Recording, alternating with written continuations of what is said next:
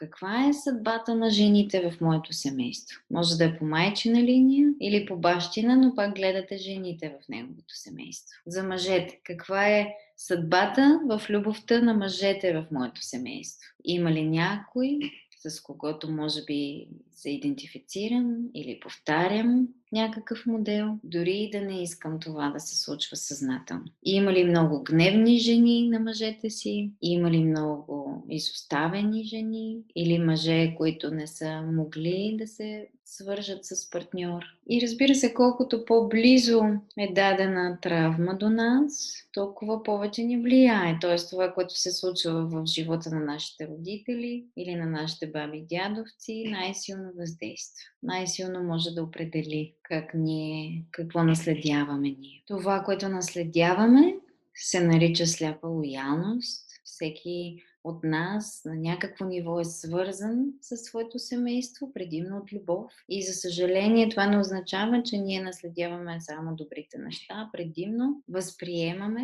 моделите, които са били нездрави. Защо? Защото нещо в нас си казва: ако всички жени преди мен не са били щастливи, как мога аз да си позволя сега да осъществя щастлива връзка? Разбира се, това е на несъзнателно ниво. И същото и с мъжете. Ако всички са били отсъстващи от дома си, примерно казано, един класически модел, как мога аз сега да се отдам в едни взаимоотношения, при положение, че това ще ме кара да чувствам, че все едно аз не принадлежа към моето рождено семейство. Когато ние се отделяме или сме различни, усещането е за непринадлежност и нещо в нас, в нашата психика не го позволява. Или, ако си го позволим все пак, то тогава обикновено чувстваме вина. Вината е някаква цена, която плащаме за това да променим даден модел.